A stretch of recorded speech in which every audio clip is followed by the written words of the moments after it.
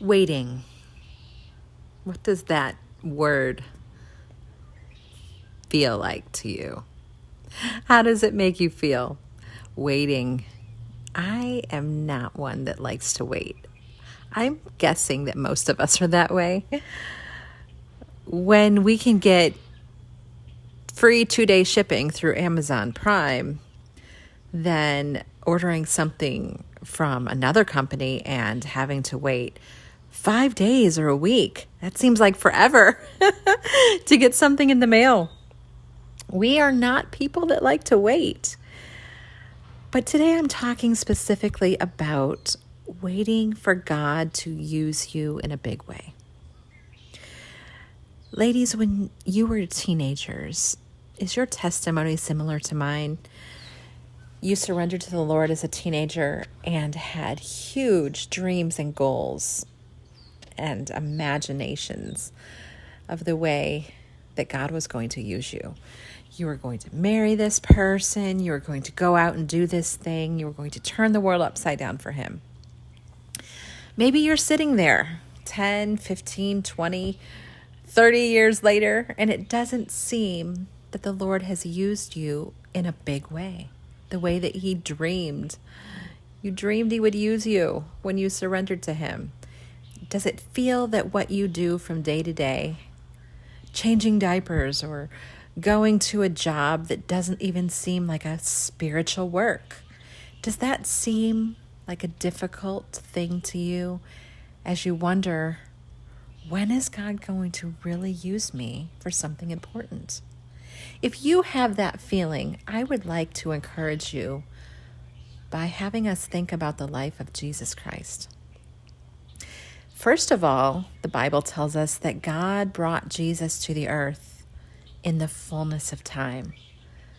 You know that there's 400 years of silence from the Lord between the writing of the book of Malachi, the last book of the Old Testament, and the Gospels, when Jesus was born and lived on earth. 400 years. God is not in a hurry.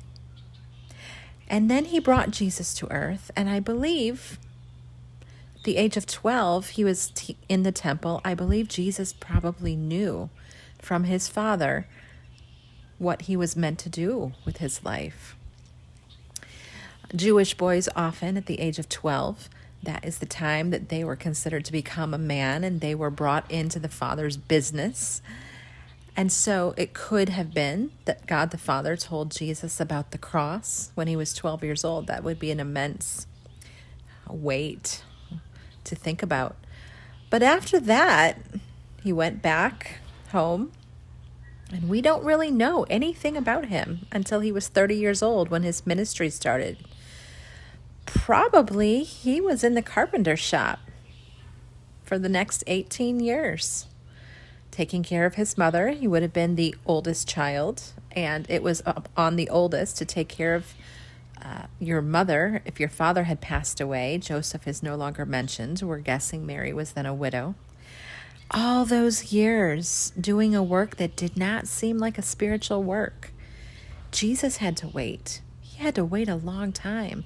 The Bible says that He grew in wisdom and stature and favor with God and man. Even though He was God and He was perfect, He still had a maturing process.